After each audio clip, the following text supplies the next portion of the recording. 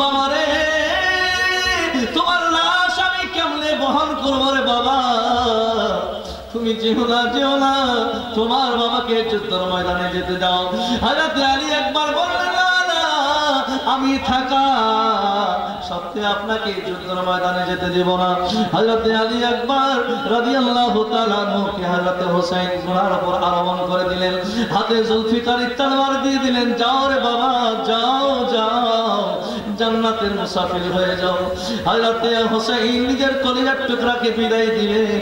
হযরত আলী একবার তাদের সামনে গিয়ে বলতেছেন, ওরে ইয়াজিদি বাহিনী আয় আয় আমার সঙ্গে যুদ্ধ কর, আয় আমার সঙ্গে যুদ্ধ কর, যে আসে সেই সাতটা তাড়াতাড়ি হত্যা হয়ে যায়, যে আসে হযরত আলী একবার সামনে টিকতে পারে না, যে আসে তাকে তিনি জবাই করে দেন। এইভাবে হত্যা করতে করতে করতে করতে অনিশ জিনকে তিনি জাহান্নামে পাঠিয়ে দিলেন। আর জাহান্নামে পাঠিয়ে দেওয়ার পরে হযরত আলী একবার আবার তাবুর দিকে ফিরে যাচ্ছেন। হযরত হোসেন দেখতেছেন আলী একবার ফিরে আসতেছে, তিনি দৌড়ায় গেলেন, বাবা কি হয়েছে বলো, কেন তুমি ফিরে আসলে? হযরত আলী একবার ঘোড়া থেকে নামে বলতেছে, আব্বা জান গলা শুকিয়ে গেছে, কাঁটা হয়ে গেছে বাবা, আর পিপাসায় থাকতে পারতেছি না বাবা, এক ফোঁটা পানির ব্যবস্থা আপনি করে দেন, আমি আলী একবার একাই 22,000-এর সঙ্গে যুদ্ধ করব, একটা কওমি জিন্দা রাখবো না বাবা জান, এক গ্লাস পানির ব্যবস্থা করে দেন বাবা জান, আমি 22,000 লস্করকে জিন্দা রাখবো না। প্যারে হাজরিন, হযরত হোসেন রাদিয়াল্লাহু তাআলা আনহু কি করলেন, বাবারে পানি কোথায় পাবো, আয় আয় আয় আমার জবন জিব্বাটা একটু চুষে তুমি আর আরাম महसूस করো। হযরত হোসেন আলী একবার মুখের মধ্যে জবানটা দিয়ে দিলেন। হযরত আলী একবার চুষতে শুরু করলেন, চুষে বলতেছেন, বাবা আমার জবানের চেয়ে আপনার জবান বেশি শুকনা, আপনার জবান বেশি শুকনা। আবার ঘোড়ার উপর আরোহণ করে আবার যুদ্ধ শুরু করে দিলেন, শত শত ইয়াজিদ বাহিনীকে জাহান্নামে পাঠিয়ে দিলেন। ওমর সাদ বলল, রে মুসলিমেরা এইভাবে তোমরা যদি যুদ্ধ করতে থাকো একাই আলী একবার 22,000 লস্করকে জাহান্নামে বানায় দেবে। এক কাজ করো, চতুর্দিক থেকে তীর বর্ষণ করতে শুরু করো, চতুর্দিক থেকে তলোয়ারের আঘাত করতে শুরু করো, চতুর্দিক থেকে ঘেরাও করে তীর মারতে শুরু করলো। হযরত আলী একবার ঘোড়া থেকে পড়ে গেলেন, একজন জালিম এসে মাথা মোবারককে আলাদা করে দিল। হযরত হোসেন রাদিয়াল্লাহু তাআলা আনহু জান ছেলের লাশকে ওঠানোর জন্য গেলেন। মুআররিখুন কিতাবের মধ্যে রাখে, তিনারা লিখতেছেন ইমাম হোসেন বেটার ছেলের লাশ ওঠার আগে তিনার মাথার চুলগুলো সব কালো ছিল। যখন আলী আকবরের লাশ কাঁদাতে উঠাচ্ছিলেন তখন হযরত আলী হোসেনের মাথা এবং দাড়ির চুল সঙ্গে সঙ্গে সাদা হয়ে গেছিল। ইমাম হোসেন লাশকে উঠাই নিয়ে আসলেন। হযরত সাকিনা হাউমাউ করে কেঁদে উঠলেন, ও আমার ফুফু যাইনাব, আমার আব্বা জানের চুল আমি কালো দেখলাম, মুহূর্তের মধ্যে আমার বাবা জানের চুল দাড়ি কেন সাদা হয়ে গেল, আমার আব্বা জান বুড়া হয়ে গেলেন। তারপরে হযরত কাসিম এইভাবে একের পর এক শহীদ হতে থাকে। তারপরে ইমাম হোসেন আর কেউ বাঁচলো না, এখন থাকলেন একা ইমামে হোসেন রাদিয়াল্লাহু তাআলা আনহু। বোনকে বললেন, বোন আমাকে তৈয়ার করে দাও। ওনার মাথার মধ্যে হযরত রাসূল করিম সাল্লাল্লাহু আলাইহি ওয়াসাল্লামের পাগড়ি বাঁধলেন। হযরত হোসেনের হাতে হায়দারের জুলফিকারের তলোয়ার নিলেন। কবরের মধ্যে ইমাম হাসানের ফাজমা নিলেন। ওনার উপর আরোহণ করে আমার নবীর কলিজার টুকরা চলে যাচ্ছেন। আবার তিনি ওয়াজ করতেছেন, ওরে ইয়াজিদ বাহিনীরা, এখনো যদি তোমরা তওবা করো, আমি হোসেন তোমাদেরকে মাফ করে দিব। আলী আসগারকে শহীদ করেছো, তারপরও আমি তোমাদের মাফ করে দেব যদি তোমরা তওবা করো। আল্লাহর দরবারে যদি তোমরা তওবা করে ফিরে আসো হকের দিকে, এখনো তোমাদেরকে মাফ করে দেব। আলী আসগারকে তোমরা শহীদ করেছো, আমি মাফ করে দিব। আলী আকবরকে তোমরা শহীদ করেছো, মাফ করে দেব। এখনো ফিরে আসে আমার দিকে তাকাও, আমি হোসেনের রক্ত দিয়ে তোমাদের হাতকে রঞ্জিত করো না। আমাকে যদি কেটে দাও নানা জানের দিন কেটে যাবে। সেই নানা জান আমার কান্না বরদাস্ত করতে পারতেন না, এখন যদি আমাকে কাঁদাও আমার নানা জান কত কষ্ট পাবেন। কোন তারা শূন্য না, কেননা তারা দুনিয়াতে বিক্রি হয়ে গেছিল, শয়তান তাদের ঘরে ছিল, কেউ কোন কথা শুনলো না। যুদ্ধ শুরু হয়ে গেল। ইমাম হুসাইন রাদিয়াল্লাহু তাআলা আনহু এমন ভাবে যুদ্ধ করতেছিলেন, এমন ভাবে তলোয়ার চমকাচ্ছিল, যেদিকে যাচ্ছেন কাতারের কাতার কাতারের কাতার তিনি পরিষ্কার করে দিচ্ছেন।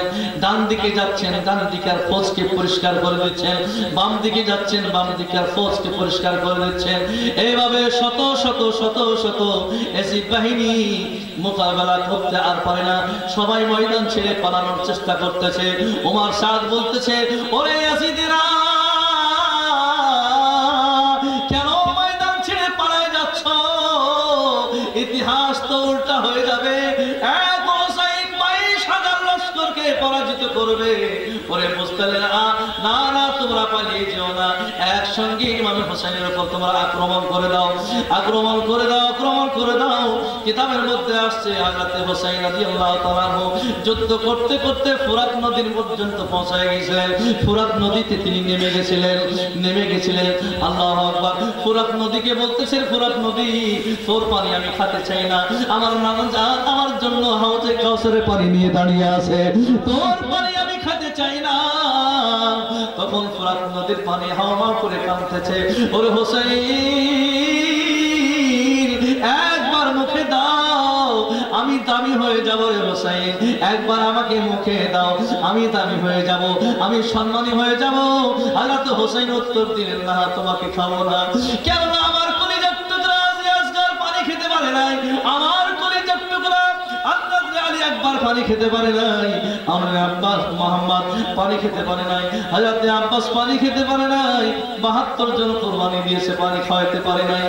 আমার বোন স্ত্রীগণ পিপাসা অবস্থায় আছে, তাদেরকে পানি দিতে পারে নাই। হুসাইন পানি পান করবে না, পানি পান করবে না। আবার ফুরাত নদী থেকে উঠে আবার যুদ্ধ শুরু করে দিলেন। যুদ্ধ করতে করতে চতুর্দিকে তারা খাওয়া শুরু করে দিল। ইমাম হুসাইনের শরীরে 40টি বর্ষার আঘাত, 36টা তলোয়ারের আঘাত, 130টি তীরের আঘাত, জর্জরিত হয়ে গেল। ইমাম হুসাইন বললেন, হারে জালেমেরা, আমার নানা জানের কলিজার টুকরাকে তোমরা মানলে না। ইমাম হুসাইন ঘোড়া থেকে নিচে চলে আসলেন। কত লড়বে? একটা বাঘ যদি হাজার হাজার কুকুরের মধ্যে ঘিরে যায় তো বাঘ কোন কুকুরের সঙ্গে লড়বে বলে? হযরত ইমাম হুসাইন রাদিয়াল্লাহু তাআলা 130 খানা তীর লেগে তিনার শরীর ঝাঁঝরা হয়ে গেছে। কারবালার জমিনে তিনার শরীরে সব রক্ত ঝরে গেছে। ইমাম হুসাইন নিচে আসলেন। একজন জালিম মুখের মধ্যে তীর মারল, ইমামের দাঁতগুলো সব ভেঙে গেল, মুখ থেকে রক্ত ঝরছে।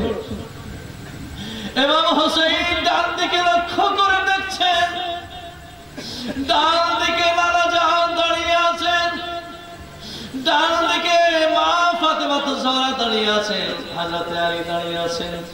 আমার নবী দোয়া করতেছেন, আল্লাহ আমার কলিজার টুকরাকে ধৈর্য ধরে, আল্লাহ আমার কলিজার টুকরার কুরবানিকে কবুল করো আল্লাহ। এইভাবে আমার নবী দোয়া করতেছেন। একটা বোতলের মধ্যে ইমাম হুসাইনের শরীর থেকে রক্ত ভরতেছেন, রক্ত ভরতেছেন। ইমাম হুসাইন রাদিয়াল্লাহু তাআলা ঘোড়া থেকে নিচে চলে আসলেন। সীমা আসলো,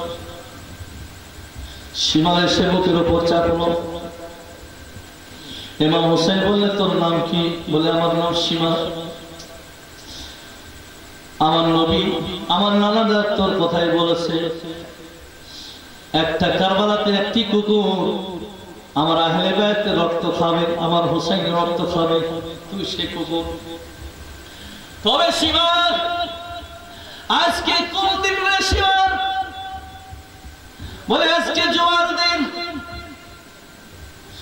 সারা বিশ্বের খতিবেরা সারা বিশ্বের মুসলমানেরা নামাজ আদায় করছে। আমার আম্মা জান আমাকে নামাজের তারবিয়ত দিয়েছেন।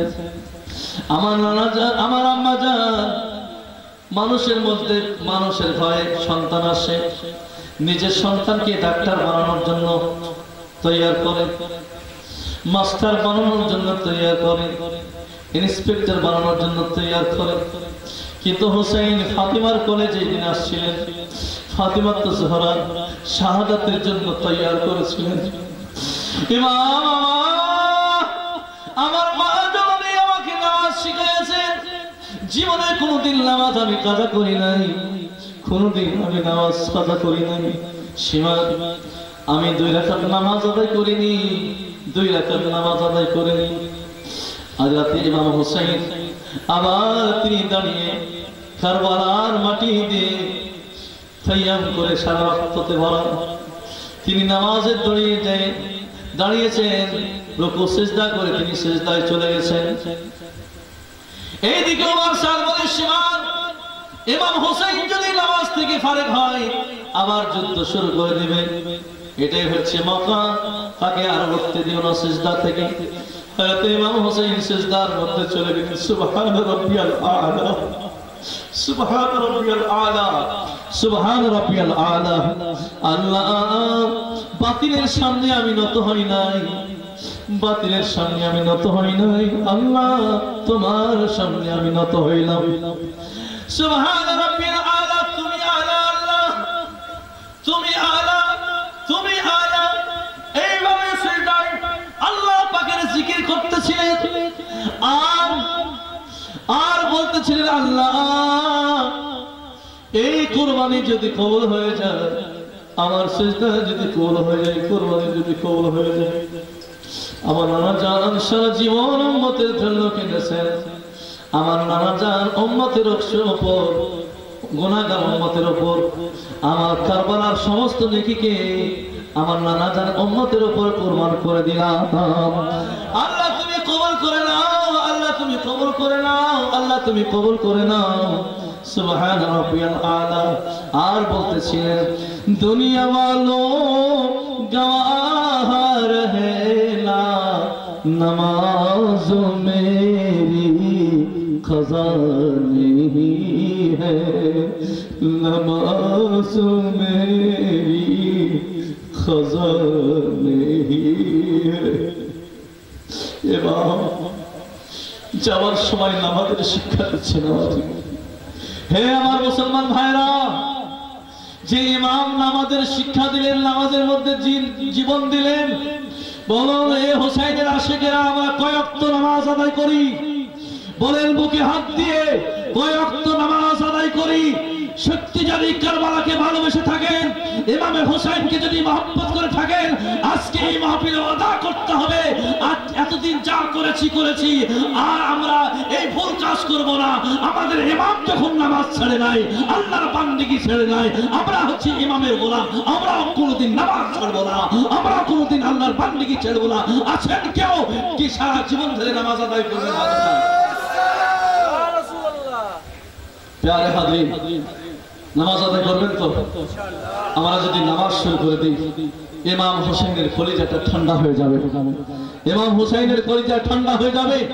ইমাম হুসাইন কারবালার প্রান্তর থেকে দেখতেছেন।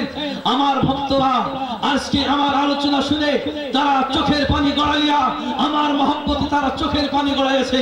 ইমাম হুসাইন রাদিয়াল্লাহু তাআলা বলেছেন, খোদার কসম করে বলি, যারা আমার ঘটনা শুনে এক ফোঁটা চোখের পানি গড়াবে, আমি হুসাইন কাল কিয়ামতের দিন তার হাত ধরে আমি জান্নাতে নিয়ে যাব, আমি হুসাইন তার শাফাআত করব। এই আমার মুসলমান ভাইরা, ওই হুসাইনের যদি আমরা শাফাআত পেতে চাই, তাহলে আসুন কারবালা থেকে আমরা শিক্ষা নিই। কারবালাতে এই শিক্ষা দিয়েছেন ইমাম হুসাইন। ইমাম হুসাইন বলতেছে, হে আমার নানা জানের উম্মতেরা, ইসলামকে প্রতিষ্ঠিত করার জন্য, ইসলামকে সাবেত করার জন্য, কোরআনকে তাহফুজ করার জন্য, নানা জানের শরীয়তকে হেফাজত করার জন্য যদি তোমাদের মাতৃভূমি ত্যাগ করতে হয়, মাতৃভূমি ত্যাগ করে দাও। তোমাদের ওয়াতানকে যদি ত্যাগ করতে হয় ওয়াতানকে ত্যাগ করে দাও, তোমাদের ধন সম্পদকে যদি লুটিয়ে দেওয়া হয় তোমরা লুটিয়ে দাও, তোমাদের সন্তানকে যদি জবাই করা হয় নিজের সন্তানকে কোরবানি দাও, 18 বছরের আলী আকবরকে কোরবানি দিয়ে দাও, নিজের মাতৃভূমি ত্যাগ করে দাও, নিজের ধন সম্পদকে ত্যাগ করে দাও, নিজের শরীর রক্ত ঢেলে দাও ইসলামের জন্য। কিন্তু তোমরা বাতিলকে অ্যাকসেপ্ট করবে না, বাতিলকে অ্যাকসেপ্ট করবে না, বাতিলের সামনে মাথা নত করবে না। মাথা নত করলে হলে আল্লাহ পাকের সামনে করবে, আল্লাহ পাকের সামনে করবে, কিন্তু বাতিলের সামনে তোমরা মাথা নত করবে না। এই শিক্ষা ইমামে হোসেন কারবালায়, ঠিক কিনা বলুন? ইমাম হোসেন কারবালাতে শিক্ষা দিয়েছেন, না বাতিলের সামনে নত হওয়া যাবে না, আল্লাহর সামনে নত হও, আল্লাহর সামনে নত হও। আমার মুসলমান ভাইরা, তাই আসুন ইমাম হোসেনের কারবালার শিক্ষা আমরা নিজের জীবনে বাস্তবায়ন করি। কারবালার পরে কি হলো অনেক লম্বা আলোচনা, আমি মানকাবাত পড়তেছি, আপনারা শুনেন। বলে হোসেন মৌলা তেরি রাজা কি খাতির, বলে হোসেন মৌলা তেরে রাজা কি খাতির, एक एक करके मैंने हीरे लौटा दिए हैं, सैयद ने करबला में वादे निभा दिए